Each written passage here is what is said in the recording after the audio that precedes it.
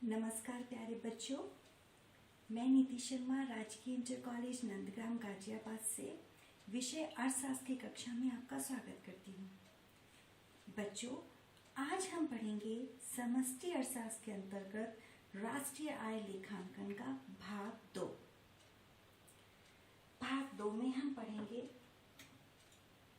राष्ट्रीय आय का अर्थ, परिभाषाएं, राष्ट्रीय आय की गणना की विधियां, उत्पादन विधि, आय विधि और व्यय विधि। लेकिन बच्चों, ये पढ़ने से पहले हम थोड़ा सा क्विक रिवीजन करेंगे भाग 1 का। हमने इससे पहले क्या पढ़ा था? वस्तुओं का अर्थ, वस्तुओं के प्रकार, निवेश के संबंधित जो भी अवधारणाएं थी, सकल निवेश, शुद्ध निवेश, मूल्य ह्रास के बारे में पढ़ा था। इसके साथ साथ हमने स्टॉक और प्रवाह की अवधारणा को समझा था और उसके बाद हमने आय का वर्तुल प्रभाव अर्थव्यवस्था को कैसे प्रभावित करता है ये जाना था। आज बच्चों, आप जब राष्ट्रीय आय लेखांकन का भाग 2 पढ़ेंगे तो इसमें आप राष्ट्रीय आय किसे कहते हैं, इसकी हम गणना कैसे करेंगे और गणना करते समय हमें किन किन बातों का ध्यान रखना चाहिए, कैसी कैसी सावधानी अपनानी चाहिए, इसके बारे में जानेंगे। तो चलिए सबसे पहले जानते हैं राष्ट्रीय आय का अर्थ। किसी देश की राष्ट्रीय आय देश में प्रतिवर्ष उत्पादित अंतिम वस्तुओं और सेवाओं के मौद्रिक मूल्य का योग होता है। किसी भी देश की राष्ट्रीय आय हो, वो किसका योग होता है? अंतिम वस्तुओं और सेवाओं के मौद्रिक मूल्य का। हमने बच्चों अंतिम मूल्य वस्तुओं का मूल्य जाना था, कैसे निकालते हैं? वही वस्तुएं अंतिम वस्तुएं कहलाती हैं जो अब उपभोग के लिए तैयार हैं। अब उनके किसी भी तरीके से रूप में परिवर्तन नहीं किया जा सकता। इसको आप अन्य शब्दों में भी समझ सकते हो।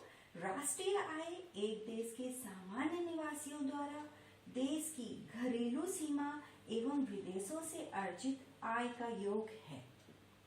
यहाँ पर बच्चों सामान्य निवासियों से तात्पर्य है जो व्यक्ति उसी देश में रह रहे हों जहाँ के वो निवासी हैं।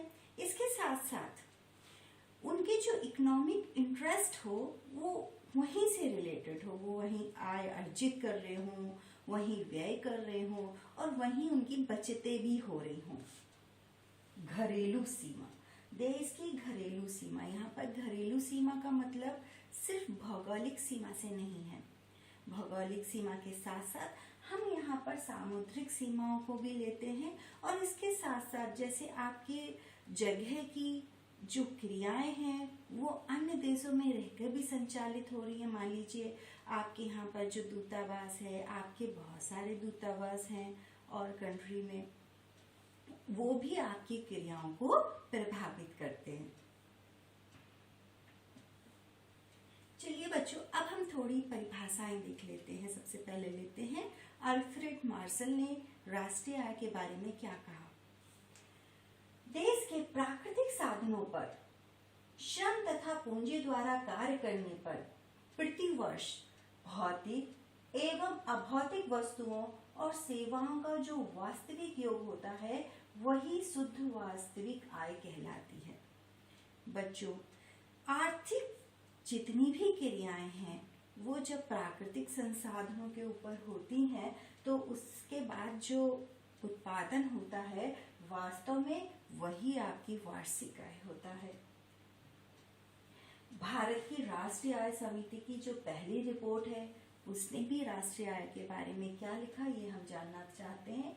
एक ही दी हुई वस्तु में अवधि में उत्पन्न की जाने वाली वस्तुओं और सेवाओं की मात्रा की माप जिसमें दोहरी गिनती ना हो राष्ट्रीय आय होती है। बच्चों, इन्होंने ध्यान केंद्रित किया दोहरी गिनती पर। जैसा कि हमने पिछले भाग में पढ़ा था अंतिम वस्तुओं और मध्यवर्ती वस्तुओं के बारे में कि वही वस्तु कभी अंतिम वस्तु कभी मध्यवर्ती वस्तु, तो इस चीज की हमको पहचान करना बहुत जरूरी हो जाता है। नहीं तो हम 2 बार 3 बार उस एक ही वस्तु की गिनती करते जाते हैं, जिसके कारण से हमारी राष्ट्रीय आय बढ़ी हुई दिखती है, लेकिन वास्तव में ऐसा होता नहीं है। अब हम जानते हैं बच्चों राष्ट्रीय आय की हम गणना कैसे करेंगे, उनकी विधियों के बारे में। बच्चों उत्पादन विधि, जिसको आप मूल्य संवर्धन विधि भी कह सकते हो, आय विधि, व्यय विधि, इन तीनों विधि से राष्ट्रीय आय समान निकलेगी, निकलनी भी चाहिए, तभी हमें एग्जैक्ट डेटा प्राप्त होता है। जब आपका उत्पादन बराबर है तो उसी के अनुसार आपको आय मिलेगी और उसी के अनुसार आप व्यय करोगे।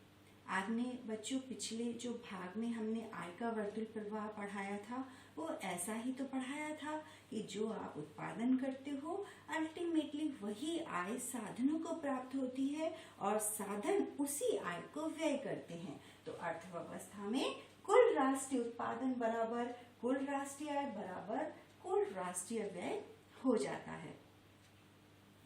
एक देश में वस्तुओं एवं सेवाओं के उत्पादन का मूल्य साधनों को प्राप्त आय, मजदूरी, ब्याज, लगान, लाभ के बराबर होता है और उस आय को व्यय कर सकते हैं।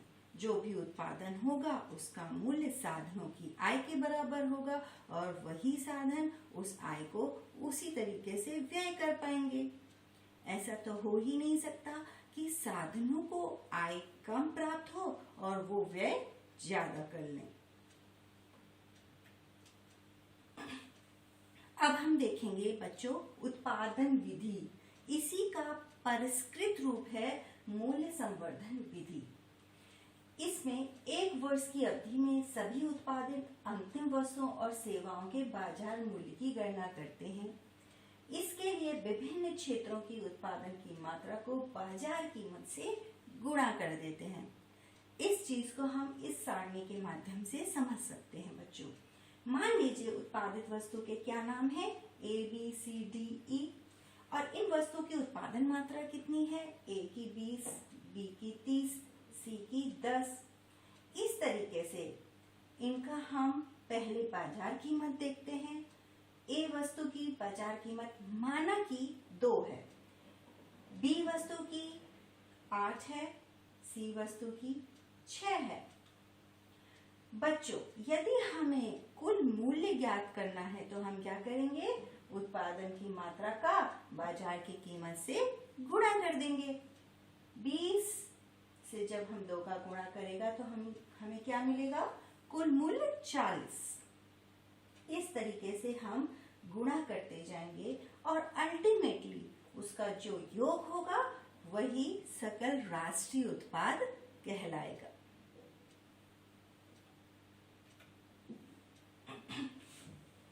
बच्चों अब हम गणना कैसे करेंगे ये हमने देखा, लेकिन हम किसकी करेंगे और उनको हम क्या लेबल देंगे, अब इस बारे में हम चर्चा करेंगे। राष्ट्रीय आय की गणना करने के लिए अर्थव्यवस्था को 3 भागों में विभाजित करते हैं। पहला प्राथमिक क्षेत्र, दूसरा द्वितीयक क्षेत्र, तीसरा तृतीयक क्षेत्र। प्राथमिक क्षेत्र में बच्चों हम किन किन चीजों को रखते हैं, हम रखते हैं जो डायरेक्टली उपभोग से रिलेटेड हो, जैसे कृषि, मत्स्य पालन, पशु, वन, प्राकृतिक संपदा। द्वितीय क्षेत्र में हम रखेंगे निर्माण और विनिर्माण उद्योग को, भारी भरकम जो उद्योग होते हैं आधार संरचना रिलेटेड, उनको हम रखेंगे द्वितीय क्षेत्र में। तृतीय क्षेत्र जो कि लास्ट क्षेत्र है बच्चों, इसको हम सेवा क्षेत्र के नाम से भी जानते हैं और इजी रहता है हमें इसको समझने के लिए। सिर्फ वस्तुओं का ही उत्पादन नहीं होता, किसी भी राष्ट्र में सेवाओं का भी उत्पादन होता है और इसीलिए हमने ये रखा है तृतीय क्षेत्र। मान लीजिए एक अध्यापक सेवा दे रहा है तो वो किस में आएगा, तृतीय क्षेत्र में। बैंकिंग व्यवस्था आ जाएगी, चिकित्सा व्यवस्था आ जाएगी, ये सारी सेवाएं आपकी आएंगी तृतीय क्षेत्र में। यदि हम तीनों क्षेत्रों के उत्पादन को जोड़ दें तो हमें सकल राष्ट्रीय उत्पाद प्राप्त होगा। प्राथमिक क्षेत्र में जितना उत्पादन हुआ है प्लस द्वितीय क्षेत्र में जितना उत्पादन हुआ है प्लस तृतीय क्षेत्र में उत्पादन जितना भी हुआ हो सेवाओं के मामले में, तो इन तीनों को जब हम प्लस कर देंगे तो हमें क्या प्राप्त होगा, सकल राष्ट्रीय उत्पाद। बच्चों, जब आपको सकल राष्ट्रीय उत्पाद मिल गया तो अब हम इससे शुद्ध राष्ट्रीय उत्पाद भी ज्ञात कर सकते हैं। हमने आपको पिछले भाग में पढ़ाया था मूल्यह्रास के बारे में। बहुत छोटी सी सिंपल सी अवधारणा है कि जो आपका उत्पादन होता है उसमें से जो सामान्य टूट फूट हो गई उसको आप निकाल देंगे, उसको ही हम मूल्य का ह्रास बोलते हैं, मूल्य ह्रास बोलते हैं। तो जब हम सकल राष्ट्रीय उत्पाद में से मूल्य ह्रास घटा देंगे तो बराबर क्या बचेगा? शुद्ध राष्ट्रीय उत्पाद। लेकिन बच्चों, आपने उत्पादन विधि से राष्ट्रीय आय की गणना को कैसे निकालेंगे ये समझ लिया है, लेकिन इसके साथ साथ आपको कुछ बातों का ध्यान रखना है, नहीं तो राष्ट्रीय आय सही नहीं निकलेगी। आपको किन बातों का ध्यान रखना है विशेषकर, अब हम इस पे चर्चा कर रहे हैं। मध्यवर्ती वस्तु का मूल्य शामिल नहीं होगा। जो वस्तुएं लगातार अपने रूप में परिवर्तन कर रही हैं और अभी और हो रहा है तो उनको हम शामिल नहीं करेंगे। हम मूल्य संवर्धन विधि का इस्तेमाल करेंगे। इसके साथ साथ अंतिम वस्तुओं का मूल्य ही ऐड करेंगे और जहां जहां भी दोहरी गणना की संभावना है उसको हम नजरअंदाज नहीं करेंगे, उस स्थिति को पहचानेंगे, तभी हमें राष्ट्रीय आय सही से पता चलेगी। विश्वसनीय आंकड़े हम तभी जुटा पाएंगे। इसके लिए भी हम एक सारणी लेके आए हैं। इस सारणी के माध्यम से आप सब फिर से समझ सकते हो मध्यवर्ती वस्तु, अंतिम वस्तु, दोहरी गणना से हमें कैसे बचना है। तो चलिए आप चलते हैं प्रक्रिया नंबर 1 पर। मान लीजिए पहली प्रक्रिया में उत्पादन होता है गेहूं का, जिसका मूल्य है बच्चों 200 रुपए। तो जब ये पहली प्रक्रिया है तो इसमें मूल्य वृद्धि की तो कोई संभावना ही नहीं है, तो यहाँ पर आपका मध्यवर्ती कुछ भी नहीं है, डायरेक्ट पहला ही उत्पाद है ये। यहाँ पर हम उसी मूल्य को रखेंगे 200। उसके बाद अगली प्रक्रिया में हम देख रहे हैं वो गेहूं जो है वो गेहूं से आटे में तब्दील हो रहा है। तो जब आटा वाले ने मूल्य जब 200 रुपए से गेहूं को खरीदा तो उसने मूल्य रखा माना कि 600 रुपए। तो बच्चों यहाँ पर मूल्य वृद्धि कितनी हुई? 400 रुपए। तो ये गेहूं का मूल्य आटे के लिए अब क्या बन गया? मध्यवर्ती वस्तु। अब इसके रूप में परिवर्तन हो गया, आप देख रहे हैं। इसके बाद चलिए तीसरी प्रक्रिया में चलिए। यहाँ पर आटा बन जा रहा है बेकरी वाले पास और बेकरी ने उसका मूल्य रखा 900 रुपए। 900 रुपए रखने के बाद आपकी मूल्य वृद्धि कितनी हुई? 300 रुपए। तो आटा का जो कीमत है 600 रुपए, वो कौन सी हो गई? वो मध्यवर्ती हो गई। इसी तरीके से बेकरी से ब्रेड का मूल्य क्या है? 1200 रुपए। मध्यवर्ती वस्तु कैसे हो गई? कौन हो गई? बेकरी। 900 रुपए हो गया उसका मूल्य वृद्धि। यहाँ भी आप देख रहे हो 300 रुपए की मूल्य वृद्धि हुई है। तो हमने यहाँ पर देखा हम मूल्य संवर्धन विधि का इस्तेमाल करेंगे, तो हम इसको काउंट कर लेंगे। 200, 400, 300, 300 प्लस 1200, आपका क्या हुआ? Total 1200 GNP। एक चीज और देखना था हमें, हम अंतिम वस्तुओं का मूल्य शामिल करते हैं। तो इसमें कौन सी अंतिम वस्तु है? ब्रेड, 1200 रुपए। हम दोहरी गणना से बचेंगे। यदि हम इसको नहीं लेंगे तो हम किसको ले सकते हैं? इसको ले सकते हैं, और ये क्या हो गया? 2900 रुपए। यहाँ पर हर जगह दोहरी गणना हो रही है। जब गेहूं से आटा बना, आटे से बेकरी, बेकरी से ब्रेड, तो हम ये सारा जब जोड़ते गए तो यहाँ पर दोहरी गणना होती जा रही है, जिससे हमें राष्ट्रीय आय प्राप्त नहीं हो रही। बच्चों, अब आता है आय विधि। आप आय विधि के से कैसे गणना करेंगे राष्ट्रीय आय की? देखिए, इस विधि में उत्पादन के साधनों को मिलने वाले पारिश्रमिक यानी कि मजदूरी, ब्याज, लगान, लाभ को जोड़कर राष्ट्रीय आय ज्ञात करते हैं। हम सारे साधनों की आय को जोड़ लेते हैं। यह विभिन्न साधनों को प्राप्त आय का योग होता है। बहुत ही सिंपल गणना की विधि है। जितने भी साधन हैं उनको जो आय प्राप्त हो रही है हम उसका योग कर लेते हैं। तो हमें क्या मिल जाता है, सकल राष्ट्रीय आय बराबर मजदूरी प्लस ब्याज प्लस किराया प्लस लगान प्लस लाभ। लेकिन बच्चों, इसको भी करने की एक प्रक्रिया है। उनको हम आय विधि के चरण के अंतर्गत समझेंगे। इसमें 3 चरण हैं। कर्मचारियों को प्राप्त वेतन या मजदूरी। जितने भी कर्मचारी हैं उनको जो वेतन प्राप्त हो रहा है या मजदूरी प्राप्त कर रहे हैं उनको हम ऐड करेंगे। दूसरे नंबर पर परिचालन अतिरेक को लेंगे। परिचालन अतिरेक, परिचालन शब्द से ही पता चल रहा है जो चलाने में सहायक हो। मान लीजिए आपको संपत्ति से आय हो रही है तो हम उस संपत्ति को उसमें ऐड करेंगे। उद्योग संचालित हो रहे हैं, बड़े बड़े उद्योग, छोटे छोटे उद्योग, तो उनसे जो मिल रहा है उनसे कुछ भी मिल सकता है। आपको ब्याज मिल सकता है, लगान मिल सकता है, किराया मिल सकता है, तो उसको भी हम यहाँ पर ऐड करेंगे। बच्चों, तीसरे नंबर पे हम लेंगे मिश्रित आय को, यानी कि कहीं से भी आय प्राप्त हो रही हो। इसमें स्वयं की आय को भी सम्मिलित किया जाता है। जब हम खुद काम करते हैं तो कभी कभी उसकी गणना करना भी भूल जाते हैं। स्वयं का कोई भी उद्योग हो सकता है, छोटे छोटे निजी व्यवसायी जो हैं, जो काम करते हैं, उनको भी लाभ भी प्राप्त होता है, तो उसको भी हम यहीं पर उसको ऐड करेंगे। बच्चों, जब हम उन तीनों को ऐड कर लेंगे तो हमें क्या मिलेगा, हमें मिलेगा NDP-FC। NDP-FC। तो जब हमें NDP मिल गया है, हमने जब सबकी आय को जोड़ लिया, हमने कर्मचारियों को वेतन और मजदूरी जोड़ ली, परिचालन अतिरिक्त जोड़ लिया और मिश्रित आय जोड़ ली, तो उन तीनों के जोड़ को हम क्या कहेंगे, NDP-FC, यानी कि साधन लागत पर NDP। और जब आपको NDP मिल गया तो आप NNP याद कर सकते हो। आप साधन लागत पर शुद्ध राष्ट्रीय उत्पाद कैसे ज्ञात करोगे?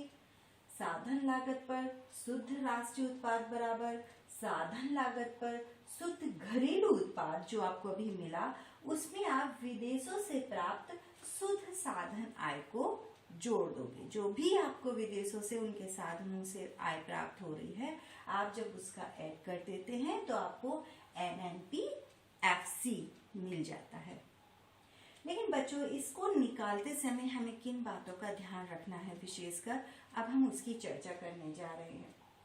मजदूरी के साथ वस्तु और सेवा के रूप में दी गई सुविधाओं को भी शामिल करते हैं। आपको जितने भी भत्ते मिलते हैं हम उनको शामिल करेंगे। जितनी भी आपको सहूलियत मिल रही है, चाहे भले ही उसका नगद रूप, नगद राशि आपको ना मिल रही हो, आप उसको शामिल करोगे तभी आपकी राष्ट्रीय आय शुद्ध निकलेगी। अवैधानिक आय को शामिल नहीं करते हैं। मान लीजिए कोई अचानक चोरी करके आया, डकैती डाल के आया, तो आप उसको आय में इंक्लूड नहीं करोगे। स्वयं के उपभोग के उत्पादन का मूल्य शामिल करते हैं। जो आप स्वयं के लिए भी कर रहे हो उसको भी हम इसमें ऐड कर रहे थे, आप देख रहे थे उस समय भी। स्वयं के मकान में रहने का किराया भी शामिल करते हैं। इसका हम अनुमान लगा लेते हैं, अनुमानित किराया शामिल करते हैं हम इसमें, जो स्वयं के हम मकान में रह रहे हैं। स्वरोजगार से प्राप्त आय को शामिल करते हैं, हम कर रहे थे। और आय विधि के अंतर्गत जो हमने चरण देखा, इसमें हम उसको भी ऐड कर रहे थे।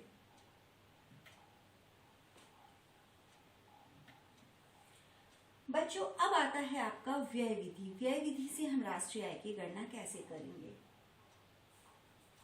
एक वर्ष की अवधि में होने वाले विभिन्न व्ययों का योग राष्ट्रीय आय कहलाता है। अब हम समझेंगे विभिन्न व्ययों का योग कैसे राष्ट्रीय आय कहलाएगा। बहुत ही सिंपल है, निजी अंतिम उपभोग व्यय। यहाँ पर भी अंतिम वर्ड इसीलिए जुड़ा है कि वो अंतिम वस्तु है जिसका आपने उपभोग किया है, उसको हम डिनोट कर रहे हैं सी से। सी यहाँ पर किसको दिखा रहा है? कंजम्पशन को। निवेश व्यय, हम कौन सा व्यय भी शामिल करेंगे? जो हम इन्वेस्टमेंट कर रहे हैं। हम मानते हैं आय को हम दो भागों में विभाजित करते हैं, एक तो हम उपभोग कर लेते हैं, एक हम बचत करते हैं और उस बचत को हम निवेश कर देते हैं, तो उसको हम नाम देते हैं निवेश व्यय। तीसरे नंबर पर सरकारी अंतिम उपभोग व्यय, यानी कि हम सरकार द्वारा जो अंतिम उपभोग किया जा रहा है हम उसको भी इंक्लूड करेंगे और इसको डिनोट करेंगे जी से, गवर्नमेंट एक्सपेंडिचर जो भी हुआ। और चौथे नंबर पे हम ले रहे हैं शुद्ध निर्यात व्यय को। बच्चों, जो भी आपका शुद्ध निर्यात हुआ हम उसको भी ऐड कर लेंगे। इस संदर्भ में भी हम थोड़ी सावधानियां रखेंगे। सरकार द्वारा हस्तांतरण भुगतान जैसे वृद्धावस्था पेंशन, छात्रवृत्ति आदि पर किया गया व्यय इसमें शामिल नहीं किया जाता है। हम ऐसी चीजों को शामिल नहीं करेंगे जिससे कोई हमें वास्तविक आय प्राप्त ना हो रही हो। इसके लिए सही वर्ड है, उसके लिए हमें वास्तविक आय प्राप्त ना हो रही हो। हम वृद्धावस्था पेंशन देते हैं तो उसके एवज में हमें वास्तविक रूप से कोई उत्पादन नहीं होता, इसलिए हम उसको यहाँ पर शामिल नहीं करेंगे। शेयरों तथा ब्रांडों पर किया गया व्यय भी शामिल नहीं किया जाता क्योंकि ये मौद्रिक है, वास्तविक रूप से ये भी प्रभावित नहीं करता है अर्थव्यवस्था को। बच्चों, अब हम आते हैं एक मूल्यांकन प्रक्रिया पर कि आपकी परीक्षा में किस तरीके से क्वेश्चन आते हैं, और उसके लिए हम एक आपका आंसर फॉर्मेट भी लेके आए हैं ताकि आप समझ सके कि उसको हमें कैसे लिखना है। मान लीजिए क्वेश्चन आता है राष्ट्रीय आय का परिकलन कीजिए। ये आपको सारणी दी गई जिसमें मदे हैं, कर्मचारियों का पारिश्रमिक, किराया, ब्याज, लाभ, स्वनियोजितों की मिश्रित आय, निवल निर्यात और विदेशों को निवल कारक आय। इनको करोड़ रुपए, 7,000, 500, 400, 1,000, 15,000 निवल निर्यात माइनस में चला गया, विदेशों को निवल कारक आय 100 करोड़। उत्तर आप कैसे बनाएंगे?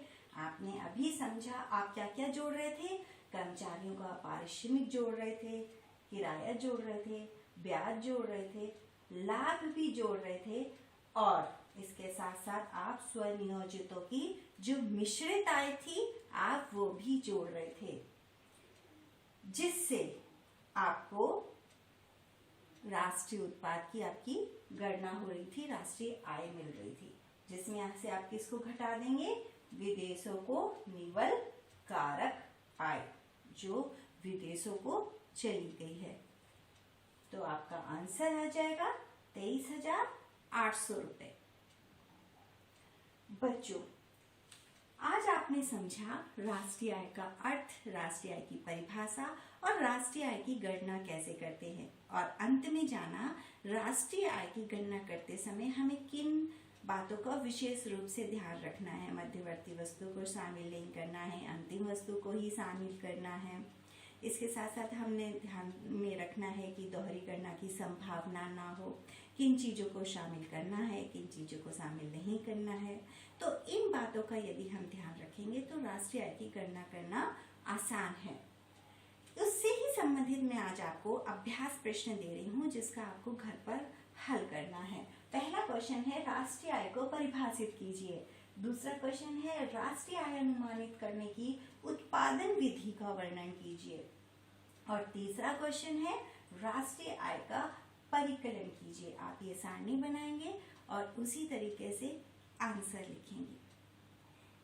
बच्चों, अब हम भाग 3 में पढ़ेंगे सकल राष्ट्रीय उत्पाद कैसे कल्याण को प्रभावित करता है, किस हद तक प्रभावित होता है।